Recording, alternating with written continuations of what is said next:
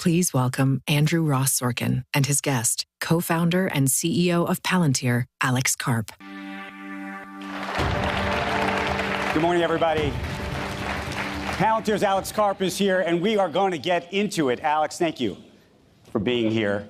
Palantir is named after the Seeing Stones in J.R.R. Tolkien's Lord of the Rings. Palantir has a complicated, let's say sometimes secretive, controversial business that helps the U.S. And other countries and governments around the world make sense of complicated data. That's what they do. Its business has soared in the age of artificial intelligence. Today, it is among the top 30 most valuable companies in the world. It is worth $400 billion. And after October 7th, Karp has been perhaps singularly the most outspoken CEO in America to support Israel. Week after the attack, he took out a full-page ad in this newspaper, the New York Times, had 4 words on it. It said, "Palantir stands with Israel." Should say the IDF and Mossad are clients of Palantir. But there are a lot of questions about what they are doing here in the U.S., including their contract with ICE and their work around the world, and we are going to talk about all of it. Alex, thank you for being with us. Couldn't imagine why we're controversial. Couldn't imagine. Let's discuss this, because I think, and I mean this... By the way, I see that as we're on the side of... I mean, you know, when you support allies, in Israel, which I guess typically is the most controversial in public, honestly, interestingly, often the least controversial in private, it's like, it doesn't actually, and I do support all those things, it doesn't actually mean that you support every decision. It means you support them having a superior position to their adversaries. I mean, that really starts with America, which is, you know, I think one of the real problems that, you know, the non-controversial companies have is they can't admit what they think in private, which is they believe what they're doing is better and superior to what other people are doing. I want to get into all of that, but I'll tell you where I want to start. I want to start with this. You wrote a book last year called The Technological Republic, and you quote Samuel Huntington in it, and that argues the following, argues that the rise of the West was not made possible, quote, by the superiority of its ideas or values or religion, but rather by its superiority in applying organized violence.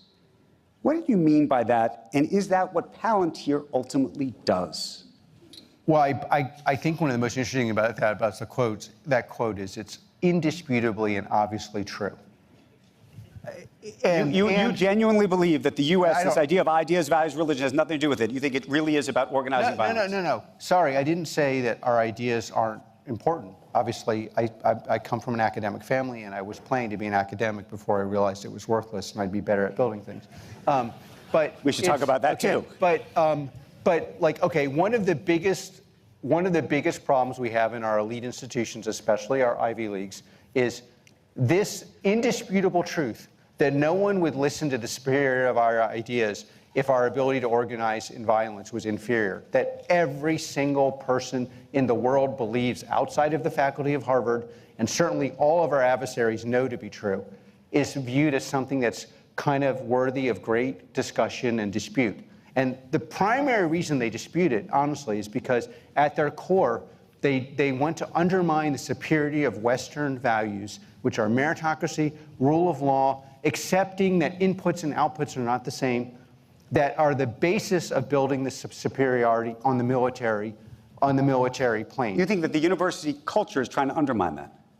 Well, I think it's moved from the 50s, where it was trying to explain why our Constitution is the best way to organize our lives, not others, why meritocracy is necessary, even if it means letting in immigrants to your institution, why inputs and outputs aren't the same, why the First, Second, Third, Fourth Amendment are unique, and why it was worth standing up for these values, has literally been transformed, especially in the humanities departments too. Of course, none of that could work because no one like us is good at doing that, basically. I mean, that's like, and therefore the whole thing couldn't work.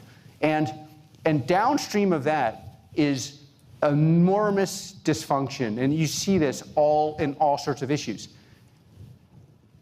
Our primary and most important adversary, I say adversary consciously and not enemy, is China. And we will decide AI and the ability to implement it on the battlefield primarily will decide the values, i.e., the norms, the laws, and the spirit of the laws that are imposed upon us across the globe. And if you think for a minute they believe anything that we're being taught in our idiotic faculty, you are even more idiotic than the professors teaching it. And I'll tell you, if you actually believe in these values, again, I'm not a neocon, I never was. That's why I'm skeptical of immigration, because I don't think all this cultural assimilation hasn't worked in the last 50 years, and that's an obvious truth you're also not allowed to say. I'm skeptical of imposing values on other people. I never believed we should or try to make the Arab Middle East, Wilsonian people, like a Wilsonian ideal imposed upon them.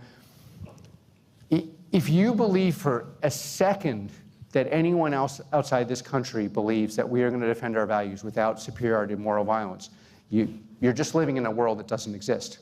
It does not exist, and no matter how much you try to impose it on the rest of us, it still won't exist. Okay, I want to talk about you for a second and your own politics and your shift in politics. By the way, there's a piece in the Washington Post about you this morning that gets into some of this. You grew up only because I have great respect for you. I don't interrupt you immediately. I didn't shift my politics. The political parties have shifted their politics.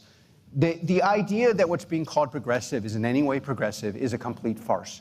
I've been progressive since the beginning of Palantir. I'm continue to be progressive.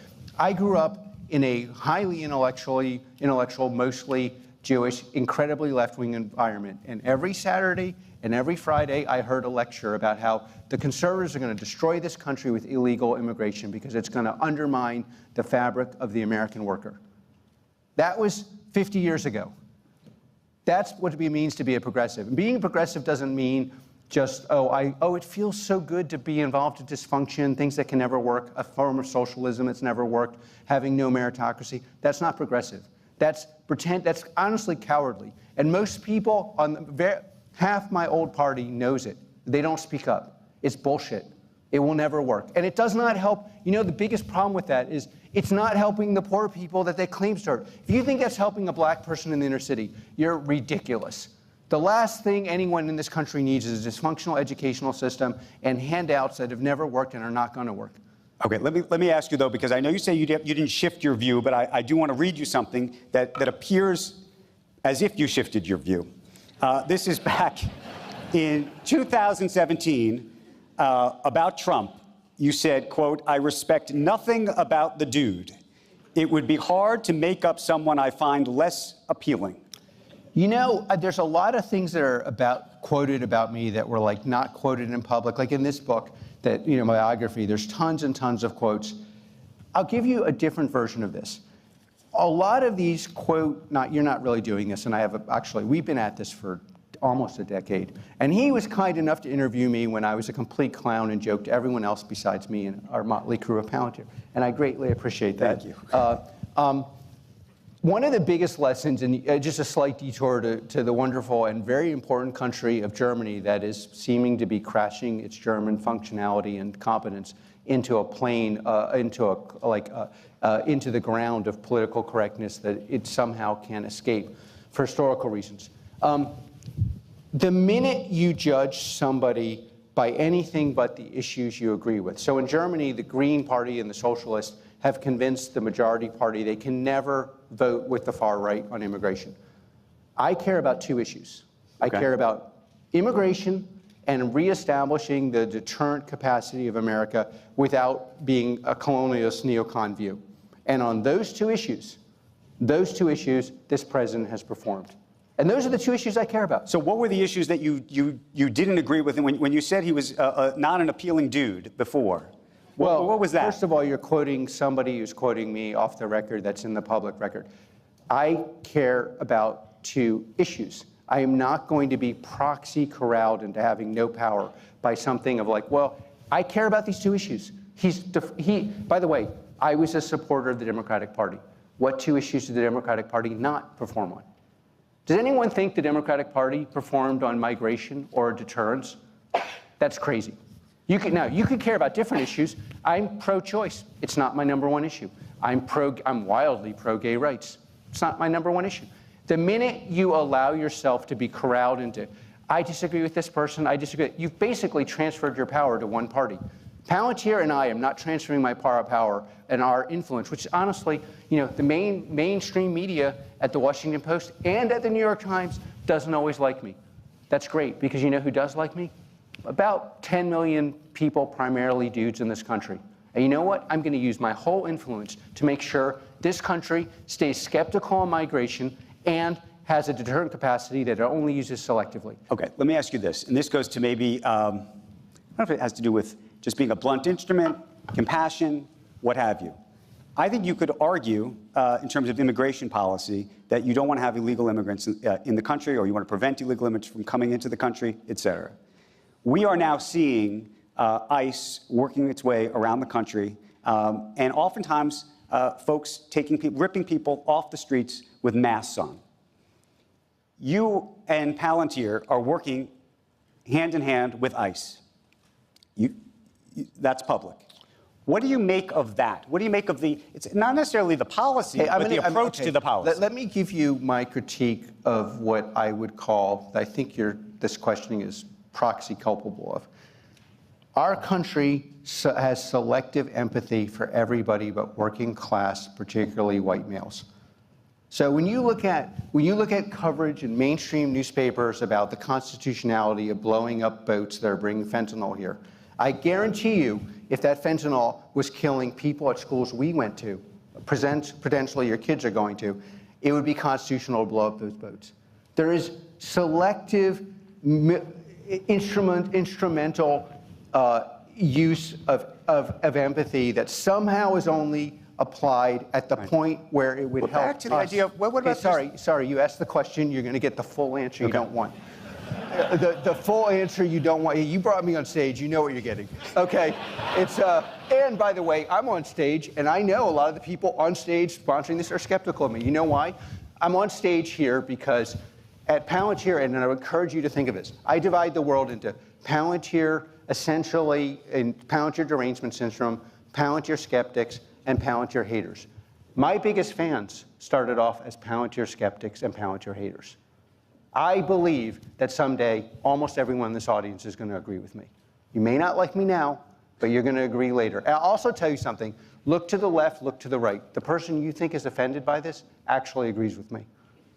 That is 100% true. Okay, well, okay, sorry. And yeah, it's 100% true. And keep that in mind. I will tell you a secret that I hope the New York Times and the Washington Post doesn't listen to. Okay. Sorry. But maybe I just want to bring us back to this one issue, which is, you talked about the rule of law, and you talked about things being constitutional. And so here we're talking about these boats, for example, that were blown up, right? And whether you have empathy for them or not, given the folks who are getting killed by fentanyl, the question is whether this is being done on a constitutional basis and being done in the right way. Well, and if it's not being done in the right way, how do you feel about that? Of course, but part of the reason why I like this questioning is the more constitutional you want to make it, the more precise you want to make it, the more you're going to need my product. So you keep pushing on making it constitutional. I'm totally supportive of that. A constitutional, you would need to understand where the things are going, how are they going, under what conditions, where do they belong. But I'm asking you just as a person, on a sort of a moral basis, as a human, when you see people, young people, mothers and fathers and families getting ripped apart with the masks on, with the ICE folks, what you think of that? Of course, but at this point you're abusing empathy, because I of course don't like that. Right. No one likes that. No American. This is the fairest, least bigoted, most open-minded culture in the world. But if you don't like it, shouldn't you say, hey, government? You're going to let me finish? Please. Okay. So in this country, you have 1% of the country in prison, 1% who were in prison and therefore have no rights. Do you know what happens to you when you go to prison? They take you away from your kids. You know who that happens to? Disproportionately working class, disproportionately black and Hispanic men and white men in the underclass. Where are the thousands of articles about them? Nobody cares, and they don't care because it does not either serve the ability, the desire to force me to vote for one party, which basically takes away all my power. That's effectually what it does. If I agree to say this is the worst thing in the world, I essentially have given up my vote. My vote is not for you. My vote is for these two issues. The second reason they don't care is because somehow no one has empathy with any of those people, because none of us really deal with those people. At Palantir, we are on the side of working class Americans. We support people who go to the military. We save their lives. We bring them home safer. Our AI actually makes workers more wealthy, more valuable. And the 10 to 15 million people that love me despite what's written, half of them made a lot of money on us. And you know what they're like? They're like people like me who think, you know what? We have to do better. Of course we have to do better. What do you say to this, then? Take me out of it, take the media out of it. There's a group of 13 former Palantir employees who wrote an open letter to you, and they stated, quote, that Palantir's leadership has abandoned its founding ideals. We have 5,000 ex-Palantirians and 4,000 current Palantirians. And by the way, we encourage a culture of disagreement, which you know exists. Anyone can come visit us. You'll find half the people disagreeing with me, at least on any issue. But I just want to say, we have 5,000 ex-Palantirians, you have 13, half of whom were like in the humanities department of Palantir, which is a little bit like being in the printing press part of New York Times, a very important part, but no one's really listening to your opinion. So it's like, yeah, you know, if you have an organization, I'll tell you what, a lot of Palantirians are mostly uncomfortable. Most Palantirians are like you. Okay, I don't know who you are because, Chris, you're an objective journalist. But they broadly are okay with, they like the work we do in Ukraine. By the way, could Europeans finally stick up for us, since we're basically between us and Russia? But they're very proud of that in general, although that's also very controversial in non-elite circles. That's important to remember. They're pretty okay with Israel stuff, especially since a lot of the BS written about us on the right, primarily, not primarily on the left, that somehow we're doing facial recognition stuff and we're building a database. Any technical person knows that's BS. By the way, if you've heard that and you believe that, listen to the person who told you that, do 10 minutes of research, and you'll see who has credibility for you. Speak to that directly, though, because people talk about surveillance. They immediately say surveillance, Palantir, that you are helping the U.S. government in a massive surveillance program, given the amount of data that's coming in from all sorts of different agencies now. First thing, before I will absolutely get to that, the biggest misconception about Palantir is none of this. Palantir is an absolute dominant juggernaut in U.S. commercial and AI. Our revenue grew 121%. The most important metric in enterprise software, we have the highest number ever recorded. It's well over 2x any number that would be highly respectable. So we're like the Michael Jordan on the numbers in U.S. commercial. And that really pisses a lot of people off. That's true. Most of our money, 75% of our revenue comes from America. That's growing 77%. And most of our market cap comes from that. So, like, we are just crushing it in the most meritocratic environment in the world, U.S. commercial. Okay, so the surveillance stuff, of course, there's the Pollyannish version of it, which is like our product can never be abused. What is true is that we are highly ethical, but don't believe us on that. We are obviously not building a database. We're not, the most absurd one is we've built a database in Israel we're bringing here. Okay, that is complete nuts. First of all, we were in this country from the very beginning, and second of all, you don't need us to build a database. That's like, oh, I have a ruler and a pencil so I can do math. Oh, I got a calculator. So it's just, that's like you're selling your people like corn syrup, cornflakes or something. Okay, so you get to the big issue. Are we building a database that can be used for surveillance? No. Okay, but the more subtle version is, if you're legally surveilled, we don't even really work heavily with the FBI or DOJ. Could you put it in our product? Yes. Are our enemies surveilled using data that goes into our product? 100%, and I completely support that. The most interesting thing about the lie that we are doing this is not that our product couldn't be abused. Any workable technology that's ever been built has been abused. Electricity has been abused.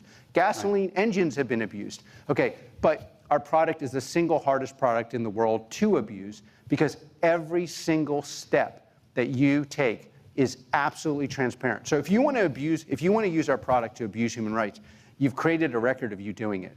I can tell you, and this is the part where you can get into the low trust environment, and you don't have to believe me. The environments that abuse data in this world, mostly SIGINT, meaning from satellites, have never liked our product. And we were the first place to act, we were the first, and to my extent, to my knowledge, only company that said we're not going to work in Russia, we're not going to work in China. And by the way, on the issue everyone would think, because they somehow think I'm like only care about, we were the first company to say we would not build a Muslim database, and we ended contracts in this country with institutions that were essentially there to surveil Muslim Americans. And the primary reason for these attacks is on the far left, people are like, they do not like us because we stand for meritocracy. We hire and promote independent of all variables. We stand for the rule of law. We stand for competence. And we call out the complete bullshit that there's. Okay, on the far right, they don't like us because they think I'm somehow a Jewish conspiracy because 2 of the 4 or 5 co-founders are Jewish. I'm like, okay, great.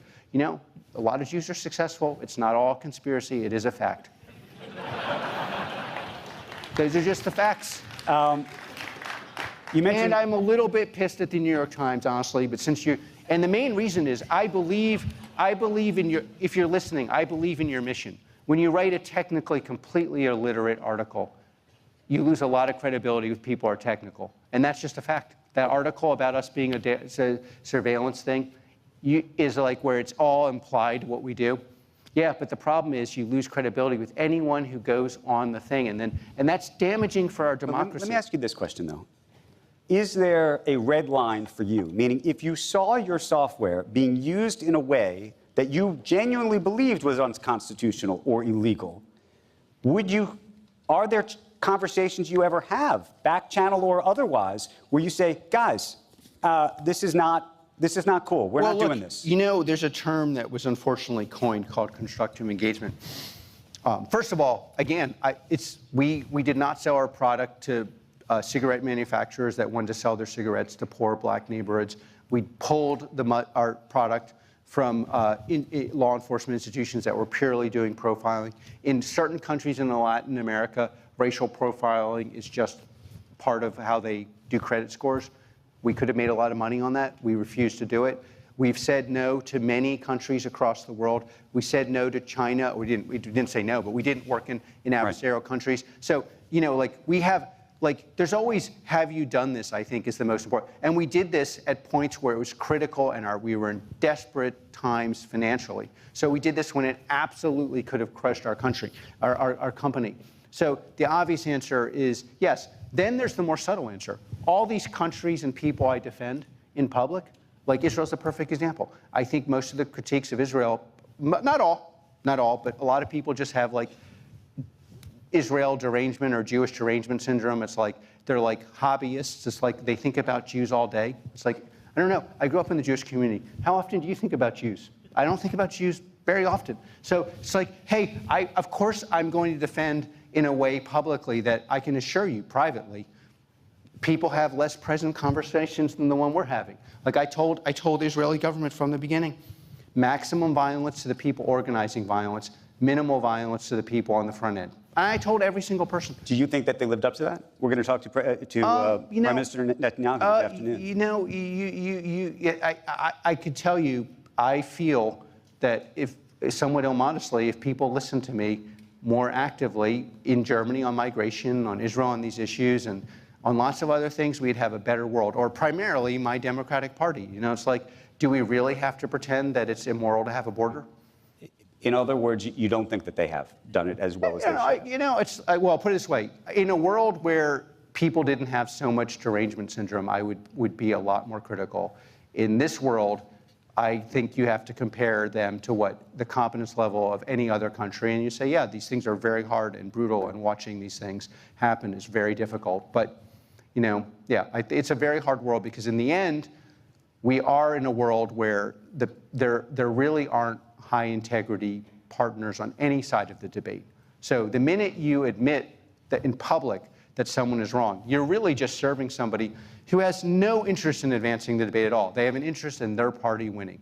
That's not my interest. My party is my version is we advance America as the superior country in the world and we remove a lot of the dysfunction by argument, by persuading people, which I'm notoriously bad at. In Palantir, we believe we're notoriously good at being right.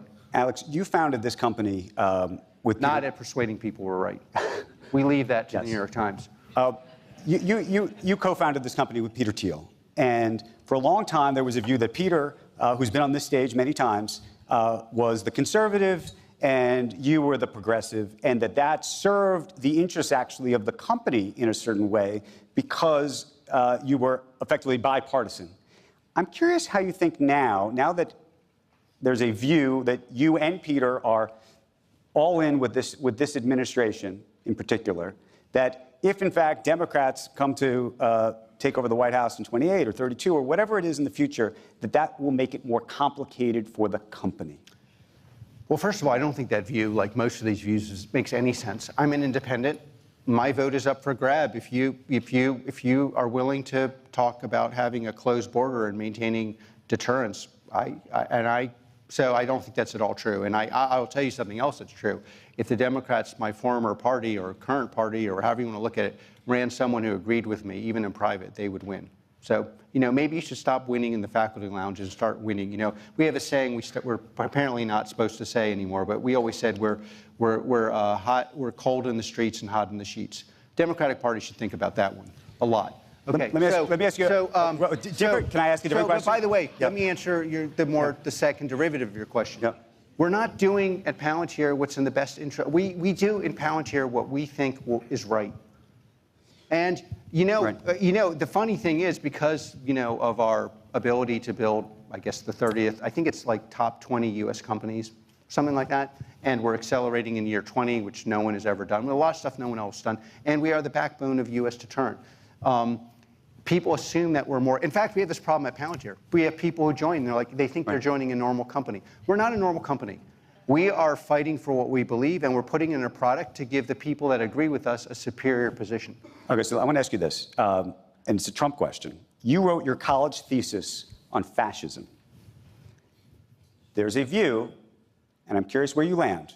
Do you think that President Trump is a fascist? Of course not. I think that's stupid, honestly. And you know what? Again, you can go all day on these stuff. It's honestly idiotic. I grew up half my life in Germany. I spent time with actual fascists. I went and talked to lots of former Nazis. We have a democratic society, and he won in a landslide.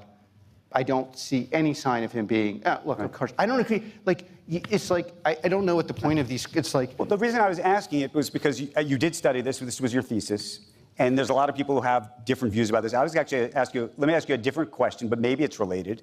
The U.S. government has been taking stakes in lots of different technology companies recently. Okay, sorry.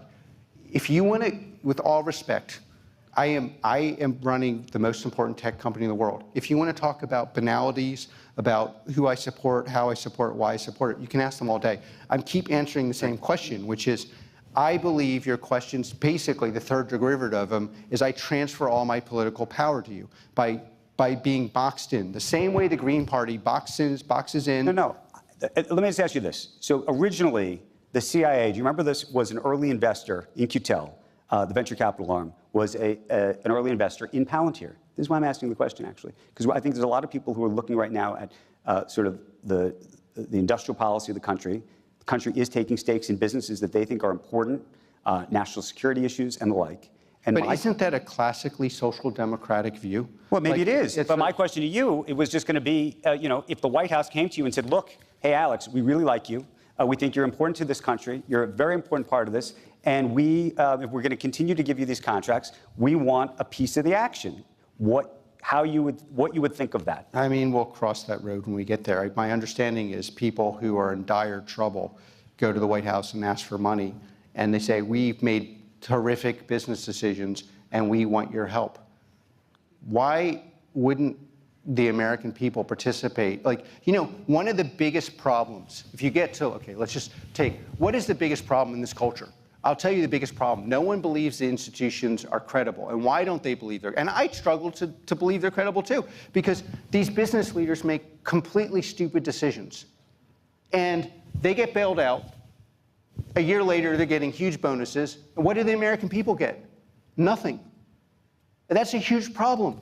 If you make, so I think the real version is, I made a lot of decisions when we began talking, annoying each other 10 years ago. Hopefully I'm annoying you as much as 10 years ago, or more.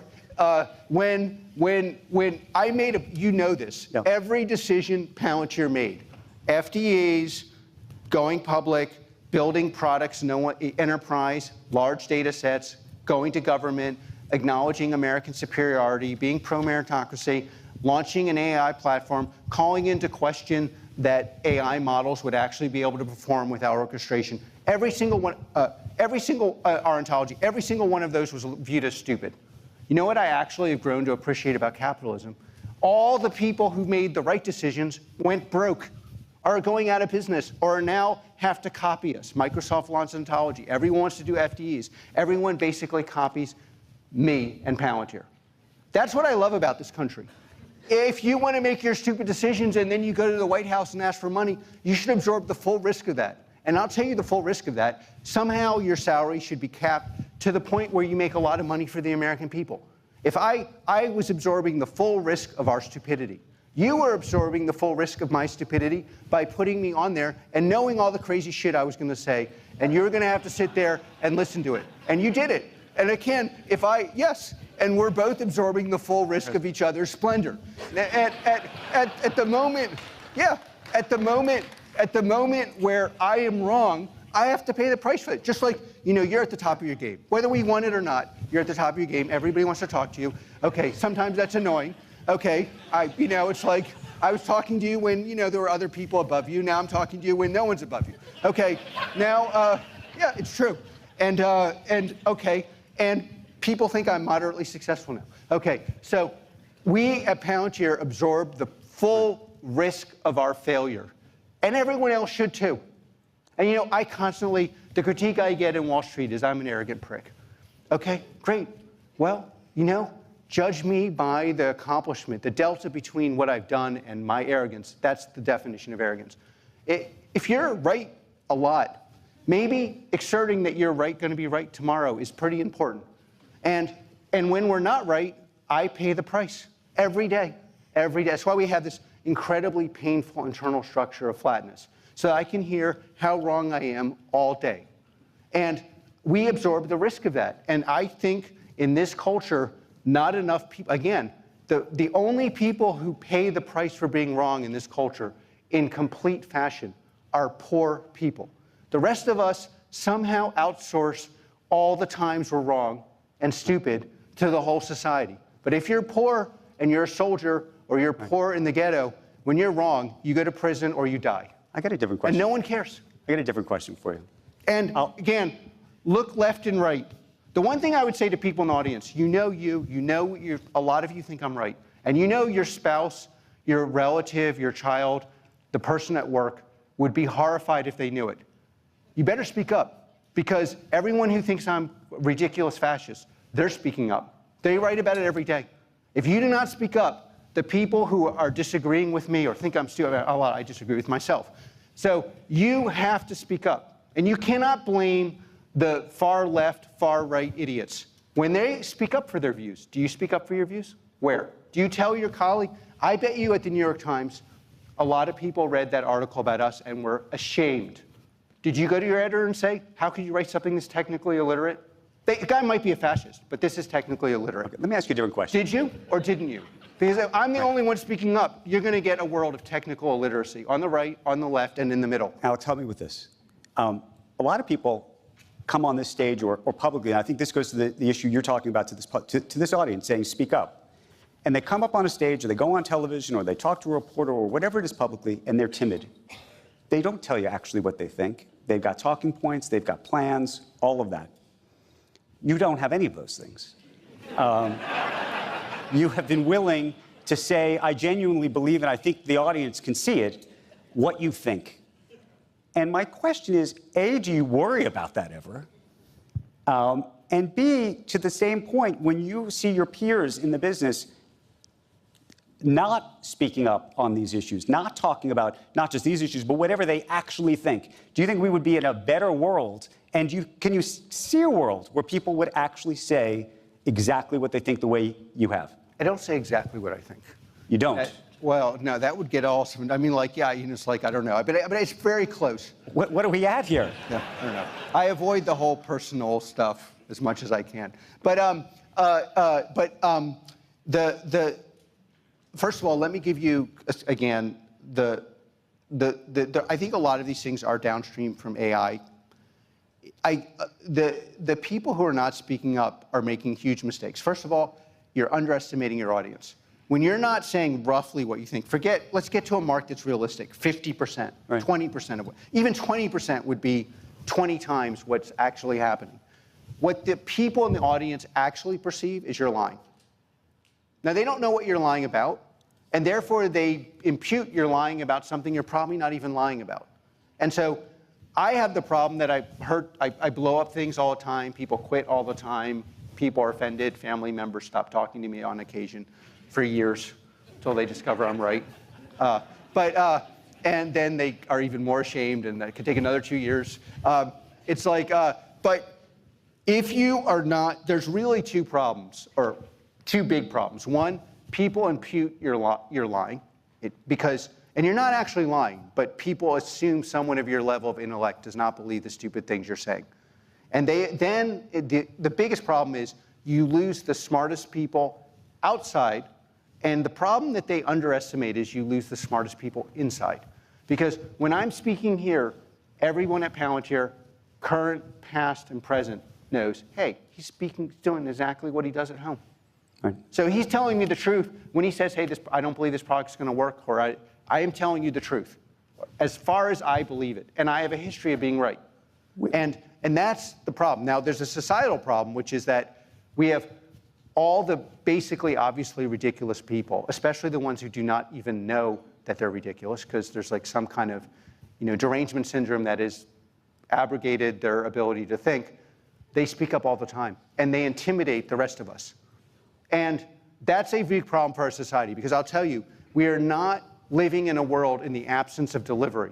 If America does not deliver, we will be under the rule that's defined by our adversaries. This is just a fact. Let me ask you this, because we're going to run out of time, and I just want to talk to you about you personally for a moment, and what this is all about. We're all watching you talk, I think, very openly about your views. And I want to know where you think it all comes from, where the energy comes from. Your biographer says it comes from your childhood. You grew up dyslexic. You grew up to a Jewish pediatrician was your father. African-American artist was your mother. And I want to know what you think has led to all of this. What's driving you? It's very hard to know answer these questions. I mean, my parents are extraordinarily talented, and to the point where I think most of the issues they confronted were just, everyone says they want to be around extraordinarily smart people until they're around extraordinarily smart people. And everyone thinks, the interaction with my parents will school you on what the level of aptitude is in the world, and the rest of my family. But